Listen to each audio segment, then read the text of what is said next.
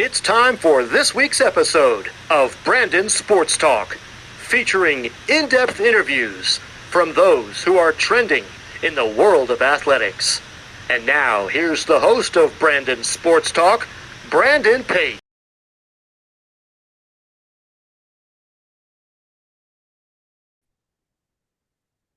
Welcome back to Brandon Sports Talk. In today's episode, I have the privilege of interviewing the Life University's head women's wrestling coach, Coach Ashley Flavin. How are you doing today?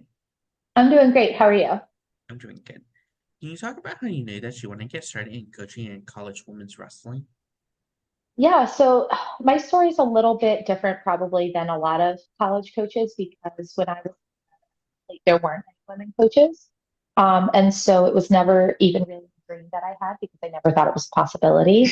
And so I was a volunteer here for a little bit, and I know we're going to talk about that later, but when the opportunity came up to give back to the athletes and to give them something that I felt like I never had and be a role model that I felt like I didn't have, I jumped on the opportunity. What was that experience like for you going to college and competing in wrestling in college at Oklahoma City?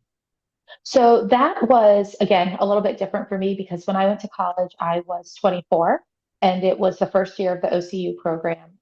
And so there were some really hard spots where I was, even though I was a leader, I was still very much a competitor because I was so much older than 18, 19-year-olds that were coming in. But it was really exciting to get a chance to represent a college team and to really live that college dream. How was that experience like for you getting to put on that collegiate singlet? Um, for me, there was a little bit of redemption there because I had gone to college at Missouri Valley back in 2001, and I really struggled there my freshman year. I just really had a hard time adjusting to college and living, kind of that championship lifestyle that you always hear people talk about. And so for me to finally get to do it at OCU, I felt like at that point, I felt like I had really earned that. And it was exciting to be able to do and represent something more than myself. What were some of your biggest accomplishments throughout your collegiate wrestling career? So, I mean, technically, I really only had the one true collegiate year. And then that year, I was the outstanding wrestler at the NWCA National Duels Tournament. And then I also was a college national finalist. But within that age group, I was a two-time USA Wrestling University national champion. Coming out of college, what was it like getting to represent Team USA? It was, I mean, again, one of those dreams that all of us, when you have those type of aspirations to be an Olympian, and then you start to see those steps happening. It's hard to put into words. Sometimes it felt so big that it's even now I'm having a hard time describing it. But also there was a piece of it that was like, oh, it's just another day, it's another tournament. So a lot of it is the same. It also makes you have a very good view of what the rest of the world looks like, what the rest of sport looks like as you see other countries and other athletes can.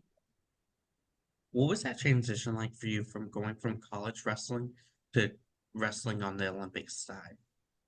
So I was actually mine was a little bit like there's a weird almost sandwich there. So I was at Missouri Valley for a year in 2001, 2002. And then I actually moved to the Olympic Training Center and I lived there and competed and trained there for almost 5 years before I went back to Oklahoma City University. So I did a lot of my Team USA training and competing in between two very different college experiences. And so from going from Missouri Valley to the Olympic Training Center was very eye opening because I thought I was great as a wrestler. And then I got to Olympic Training Center and I nearly as good as I thought I was, having to train against world champions every day. There were several months that I don't think I scored a point, and I just walked back to the dorms and just questioned my life a lot. And then when I got to Oklahoma City, it was very different because now I was wrestling with, college age athletes and like more my experience level. And so that was a much better experience for me, I think. What was that experience like being around those future Olympians and Olympians at the Olympic training facility? There were, again, one of those like dichotomies of, in some ways, it was harder than I had ever imagined. as far as the training, as far as you get very humbled very quickly in the room. And so that was very difficult. But then on the personal side, it's just other people. And so some of my best friends are people that achieved so much and, embraced me even though I wasn't doing the things they're doing. One of my closest friends is Roddy Ferguson. He's a judo Olympian. And at that point, I was, just kind of a young nobody, and we were still friends. And he was a mentor to me and is still one of my closest friends. And so it was amazing to be able to make those connections with such good people. What was that feeling like for you getting to place USA to qualify for the Olympics? So I'd say there was a good deal of pressure because I felt like going to the Pan American Championships, I had a job to do. And it wasn't just about me, it was about making sure that that job was done for the country. And it was like it's something I'm still proud to be able to say that I did. Um, I have to remind myself sometimes because I never did make the Olympic team that in itself is still a huge accomplishment. And is something that's important. But it was a little bit of a relief because there was a lot of pressure, but at the same time, it was able to take a lot of pride in it. For you, what was that transition like going from being a professional wrestler to getting into college coaching? So I had a big gap. After I finished wrestling, I went back as a competitor. I went back, got a master's degree, and then stepped into the volunteer role at Life after I thought I was never going to be involved in wrestling again. And so there was a big piece of just relearning the world, relearning sport. The rules had changed in the 6, 7 years I had been gone. And so my first day of practice, I was talking to some of the athletes about scoring, and they looked at me like I was speaking a different language because that wasn't the rule anymore. And so I quickly had to go back and get that figured out. But it was a very exciting transition in that I got to finally like realize I could make a career doing something that I truly loved and passionate. Coming to life, what was that experience like for you first being a volunteer assistant and learning about being a coach? So my volunteer time was really on the mat time, and I learned a lot about running practice, teaching styles, things that work, things that didn't work, things that maybe worked for the previous coach, but I didn't think that they were going to work for me, and could kind of make those adjustments. Learned from the outside what that dynamic looks like, that team dynamic. Even as an athlete, like I said, I was a little bit on the outside because I was older. And so now seeing what a team dynamic looked like was able to say, okay, these are things I really like, these are things I don't like. What are the athletes hearing? Are they being heard? And try to just think about what I would change because being an assistant is a very different role than being a head coach. You're very much a great follower as an assistant, and then when you become a head coach, it's a completely different situation, and you truly get. For you, what was that transition like going from coaching on the men's side to becoming a women's wrestling coach and being a head coach? Um, I mean, so the times that I coached men was more in the kind of the high school club wrestling thing. So Team Georgia type things, or just volunteering at a local club. For me, that part isn't very different. It's, treating athletes as athletes and athletes as people and trying to give them good technique. But moving from the volunteer role with the women's team and then moving into the head coaching position, I think that there was a lot of administrative things that I didn't know existed. And by that a lot, I mean all of them. I think I spent my first year trying to not be backlogged in emails and invoices and double checking my budget probably 16 times a day. And so just kind of learning that admin piece. So many people think that being a coach of a college team is all about on the court, on the mat, on the field, but really 90% of our job is administrative. Uh, and having to not only learn that that was the case, but embrace it was something that was really tough for me because I really just wanted to be with that. What was that feeling like for you getting announced to become the next head women's wrestling coach at Life? It was exciting and it was daunting. So at the time, it's still a young team, the team was only going into their third year. We hadn't had a lot of success. There were things that we were really struggling as a team. GPA wasn't great. Performance hadn't been great. Team culture was rocky. And so in that way, it was very daunting. We had to build, right? I wasn't coming in and taking over a dynasty, which is a whole different daunting task. But we had a lot to build. And so I think for me, the first thing that I did was try to talk with other coaches that were more experienced than me so I could be ready to go. So I felt a little more comfortable. Talk with the athletes to see what they wanted for the program because I felt like that was important. And I mean, really just say that, hey, you've lived your life as an athlete. It's what you've done is enough, and your experiences matter and are going to be good for these athletes. And so, don't be afraid to be authentic and to be yourself. And it took me a little while to feel truly comfortable. I think I'm getting there. I think we're entering my eighth season, so I think we're almost there. That I feel like I'm comfortable in who I am, but I think daunting is probably the best word. For you, what was that feeling like stepping onto that mat for the first time as a head coach for women's wrestling? Um, it was a little bit surreal. Again, it was this job as something I never thought that I could have. I was only the fifth or sixth woman at the time to have ever been hired as a head coach for a college team, and so it really felt like the weight of the world was on my shoulders. If I don't get this right, other women aren't going to be allowed to coach, and I know that there's a piece of ego there, right? Like I'm not that full. But at the same time, it's something that really stuck in my heart of I have to make sure that I'm paving the way for other women that want to coach. As you talked about that, what is that like being in a small group of women wrestling coaches that are head coaches?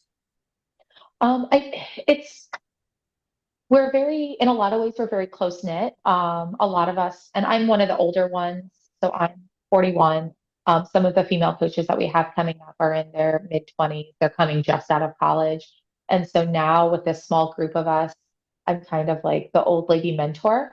I'll get calls about, regular coaching things, admin things, but then I'll get calls about, how are you doing things now that you have a baby? Or are you facing these troubles with the way that people talk to you because you're a woman? We all have the same experience. Like almost all of us, if we have an assistant, it's a man. And so someone will come up to the assistant coach at a tournament in the beginning and assume that he's the head coach and then we're just standing like, hi, I'm in charge. So those shared experiences, I think, bring us very close. And then there's a good camaraderie that's there and knowing that you're not alone because other people have. What does a typical wrestling match look like for you as a head coach versus for your athletes? So I tell them that no matter how tired they are after one match, at the most they've only wrestled 6 minutes, but there's 45 of them. So 45 times 6 minutes is a lot. And so I've wrestled, 45 matches if everyone only wrestles one match a day. So I was a very nervous competitor. And so I try not to let that show to my athletes because there is some of that as a coach too, because I still very much am a competitor and I want to win. But I try not to let them see that piece. I try to very much just let them see somebody that's supportive and helping them along the way, and not if I'm secretly calculating the team score in the back of my head, because that gets me way too amped up and then I don't do as good as the job for them. Um, but a lot of it is similar in prep. We're still scouting, we're still trying to make a routine. I have my own routine of getting ready for a match. That way I know that I'm as calm as possible. I'm in as good a place as possible. And so that way I can. What are some of your game day routines and rituals like to prepare for match day? So for me, when I'm like myself, when I'm getting ready, whether we're in the hotel room, whether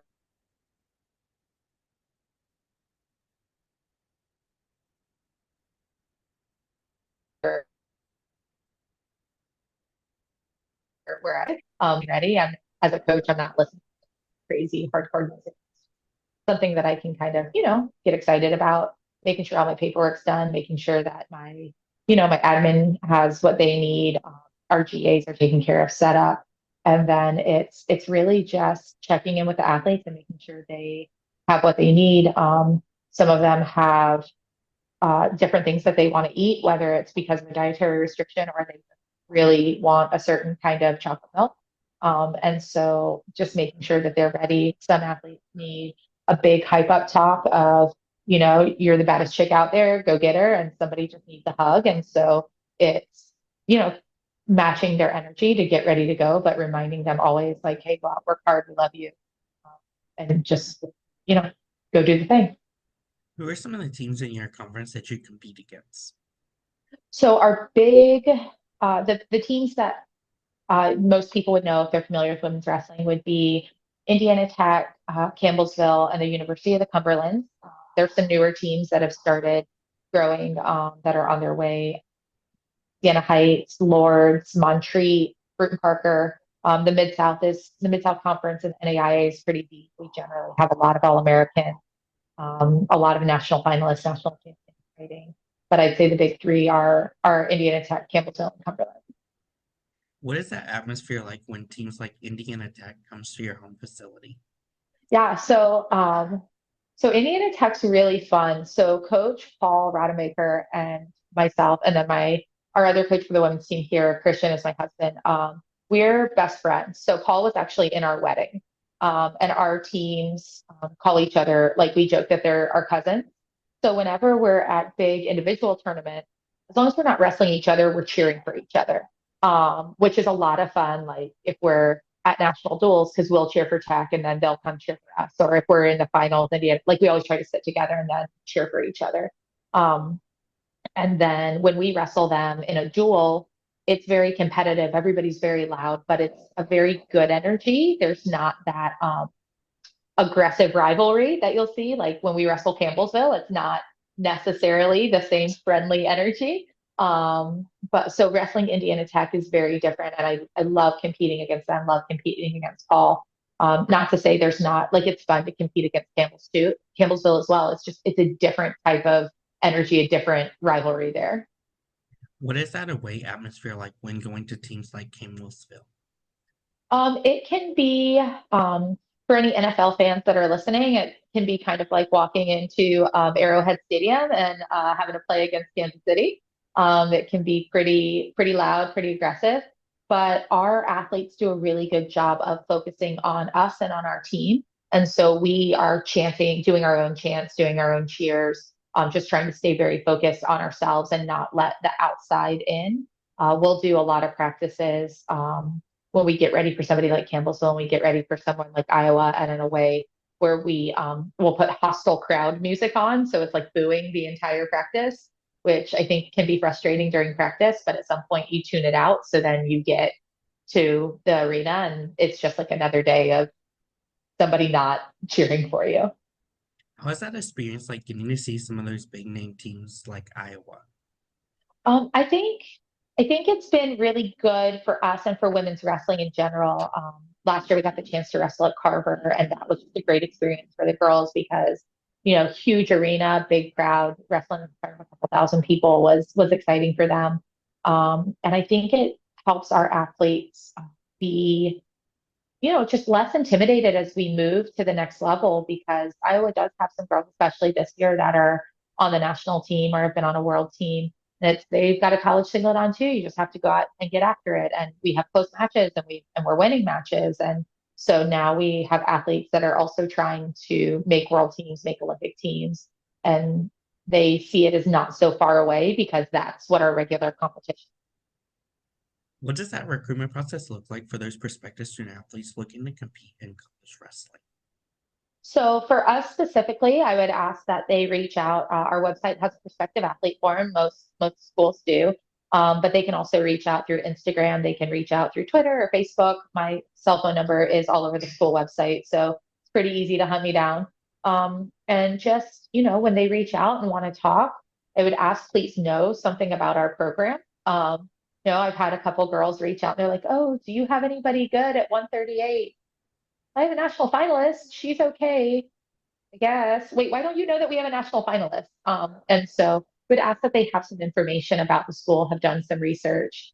Don't make me be the first introduction to what we have going on. Our school, our team specifically prides itself on effort. and on people that want to be bought in and want to be here. So if you work hard, you work hard in the classroom, you want to be a good person, you want to give back to the community, be a part of, we have a spot for almost anybody that wants to be a part of that, but it helps if we, know who they are. So reach out.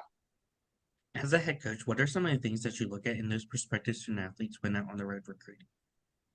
So we will look at, obviously we want them, a good wrestler is helpful. But we look at things like, what do we start watching your interviews after matches? How did that go? What did you sound like? What are you talking about? Kind of trying to get an idea of what kind of person they are.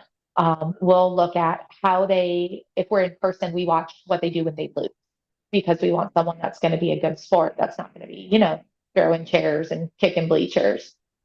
We have athletes, I think, from 18 different states this year. And so we'll ask, hey, you're from Texas. Do Sally Smith? And they'll give us some information. And that helps us kind of build. We even will ask opposing coaches that are nearby. So if go to East High School and your rival is West High School, we'll call West High School and ask, hey, what do you think of them? Just to get an idea of what other people think of you, because I think that's important. And then when people come on visits here, truthfully, we let, as much as it's an interview for us, like to see if they want to be here, see if they like what we have going on. It's an interview for them too, but we let the team look at that. Like, hey, how do you think she'll fit? What is this? What does this look like? They get to practice with us. We don't have an easy practice day for recruits. It's a regular day, and if they like it, then great. And if they don't like it, then not a good fit, and that's okay. What is it like seeing those recruits fall in love with the campus and the wrestling facility? It's really exciting. Not a lot of people know what our campus is. We're in the suburbs of Atlanta, and but we're actually on a wildlife preserve. And so you basically drive off the main road and you're 15 minutes from the mall, but you take a left and all of a sudden you're in the forest. And you have an equal chance of seeing somebody, running on the track as you do potentially seeing like a deer or a fox running around, which is always fun. But having girls be able to see like this little bit of an oasis is amazing. And then getting to hear them talk about how much they love the other athletes on the team, even just right away, is great. And it makes me feel really good about what we've developed here as a team and as a culture and what we stand for. As a head coach, what is it like seeing those freshmen putting on that collegiate women's wrestling singlet and representing life? Um, so it's exciting. Every year is a little nerve-wracking because everybody gets here. We're on the quarter system, so we start a little bit late. So our girls actually just moved in a week and a half ago. So we're in our first week of practice right now. And I like it got a little bit emotional as we were trying, as everybody was getting together and doing team bonding and things. And you see the girls that everybody's a risk. Everybody has their representative on when they meet their coach. And so who is this person really? And then watching it work is always very exciting. But then, and hopefully I'm not jumping ahead, but then like even watching them come in as a high school freshman, I love to sit and look at media day pictures from freshman, sophomore, junior, and senior year, and like just watch them grow. Like literally before your eyes, you watch them, mature to a 22-year-old woman, and it's really cool to see from a picture standpoint. But it's amazing to be a part of that journey for these young women. For you as a head coach, what is it like seeing those freshmen achieve those first matches and those first wins in their matches? Yeah, it's again, it's emotional because we're get wrestling every match with them. It feels like we're right there with them. We've been with them through all the doubts in training. It's a tough room. We're in a really tough room. We're gonna have, oh gosh, potentially one, two, three, four, six girls ranked in the top two for this preseason ranking that comes out next week. And so think about being a freshman walking in, and that's your drill partner is the girl that didn't get scored on at nationals all year last year. And so to see the struggle that they have during training, but then to watch the joy on their face when it all pays off during the first match is really exciting. And then they get a little bit more bought in and they get a little bit more excited to do It's great. As a head coach, what is it like seeing those seniors put on that life singlet for the last time? Oh, it's devastating. It's absolutely devastating because, some of these athletes we've known since they were sophomores. I mean, Peyton Crescent is one of our, most decorated athletes. I would say she is our most decorated athlete, and she's our most well-known athlete. She was a three-time national champion for us, but we knew her since she was a junior in high school. And so my whole time I was at Life, I knew Peyton in some way. Riley Dalrymple's a graduate assistant for us. We met her as a sophomore. And now she's in her fifth year here at Life, and like going to 8 years of knowing Riley. She's been a part of my life for 8 years, and then she'll get her master's degree and she'll go on and coach another team. And we've joked with her that she'll always get second because she'll have to lose to us, but that's fine. But that's 8 years of having somebody in your life, and then every day, and it, it it's gosh, it's really hard. It's like losing one of your kids, but at the same time, it's so amazing because you get to see the great stuff that. What is that like getting to see them go on and achieve great things in their wrestling career and life after wrestling? Just really, again, just really proud of them. Excited for everything that they do. We've got some girls doing some really exciting things. Peyton's wrestling in the WWE right now, so we still get to see her every couple of weeks because we turn on the TV and there she is. I only tune in Peyton, so that's fine. The ratings spike in our house whenever she's wrestling. Um, but we get to watch girls as some of them have formed their own business, or they are just jumping levels in the job that they're doing, and it's like watching your kids achieve things. It's pretty great. As a head coach and what you said, what is that like getting to see those wrestlers that go on to WWE and represent? So it's been a lot of fun to watch Peyton. Um, it's interesting for me because I can see kind of the pieces that I feel like are the acting, and then I can see the pieces that I'm like, oh, that's her. That's just Peyton being Peyton. That's not the acting piece. And we still talk quite a bit, and it's exciting to see her find another role, and some of the things that were hard here are much easier there, and vice versa. Some things that were easy here, she's like, oh gosh, this is hard. But it's great to see her out there, and it's wonderful that our university, our little tiny university, little NAIA school, has somebody on such a big stage, and hopefully more people get to hear about us. What are some of your future plans for the women's wrestling program moving forward? So I think from a competitive side, I think the big kind of proverbial monkey on our back is that NAIA national title. We've been second for, I think, like 5 out of the past 6 years, so that's a little bit of a struggle. We've won national duels twice, which is great, but I think the focus is winning in March. From a team standpoint, it's just continuing to really grow what we have. Like our team has our motto is love, honor, joy. And so continuing to make that who we are, and the athletes really do a good job of holding on to that and pushing it forward, and then making that more of a national brand. So that way when somebody sees someone from Life Women's Wrestling, they know what we're about, and we become a household, just like Iowa would be. What advice would you have those incoming freshmen entering their first year of college women's wrestling? Golly, put your ego away. Just you are, like I would say, say to me, like I talked about when I was a freshman, I thought I was really great, and I was not as great as I thought I was. Everybody in the room that you're going to step in with is at least as good as you, if not better. So put your ego away, be willing to learn, know that this is going to be the hardest thing you've ever done. No matter how hard you think you will, it's so different. You're away from your family, it's new coaches, it's a new team, it's a different dynamic. So embrace the different and the change, and just be willing to grow. What advice would you give those college juniors transitioning into being seniors and leading the program? So theoretically, if you're a junior becoming a senior, this is your last ride, and this is a team that you've probably been with for the past 3 years. So make sure you're passing down to the freshmen the things that you love about things that are important. because when you leave, they're going to be the ones in charge of it. And you want to make sure that when you come back, it's a team that you can look at and still be proud of and still feel like you have a piece of identity. What advice would you have those college seniors out there looking to go play professional wrestling, whether it's AEW or WWE?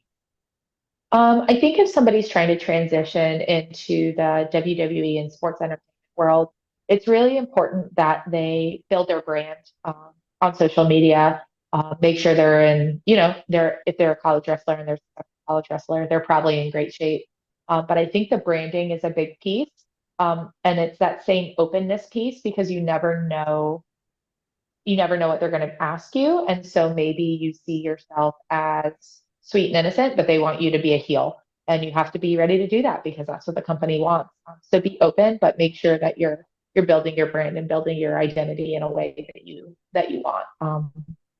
Would be a little different if they're transitioning onto the Olympic stage, but that would be my advice for the sports entertainment. What advice would you give those wrestlers looking to go onto the Olympic stage? So moving into the Olympic stage, just know that no matter what you do, kind of like when you're competing in college, you can do everything perfect and it still might not be your day. I've made the joke, the Olympics don't care about your accolades. Olympics only care what you do on the day. And we saw it this quad. We saw Olympic gold medalists fall. We saw underdogs come and take over because it's all about what you do on the day.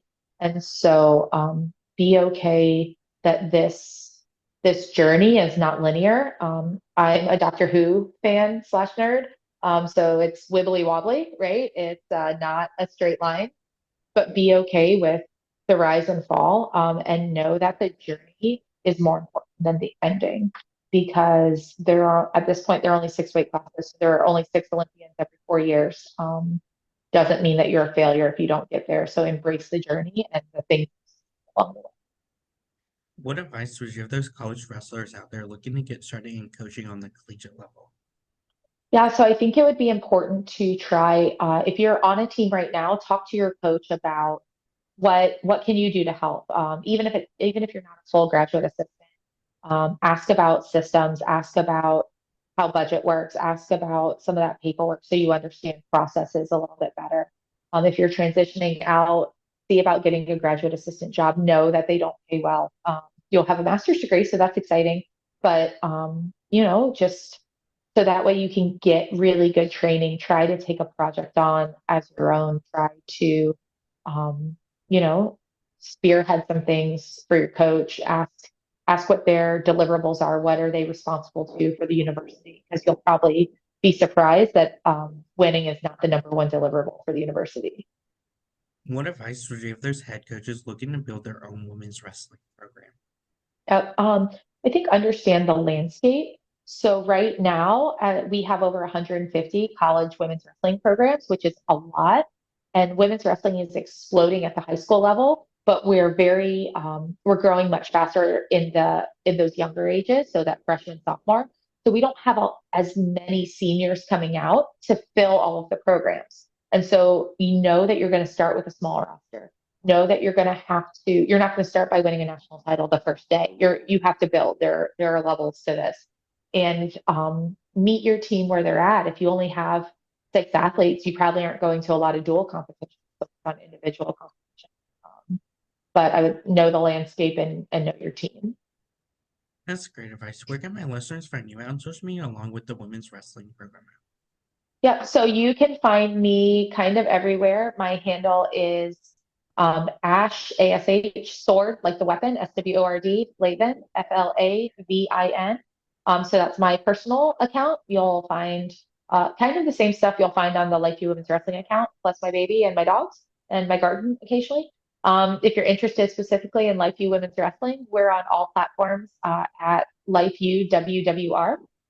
We have a lot of exciting things coming up, so would love to have everybody follow us and check us out. Thank you again, Coach Ashley Flavin, for your interview and best luck in your future as the Life University's head women's wrestling coach. Thank you so much, Brandon. You can find Brandon Sports Talk on Instagram at Brandon Sports Talk, Twitter at Talk_Brandon, and you can find me on YouTube at Brandon Sports Talk. Don't forget to like, comment, and subscribe. Thank you again, Coach Ashley, for your interview and best luck in your future. Thank you. You've been watching Brandon Sports Talk. Please feel free to like, share, and subscribe to Brandon Sports Talk on social media and on YouTube.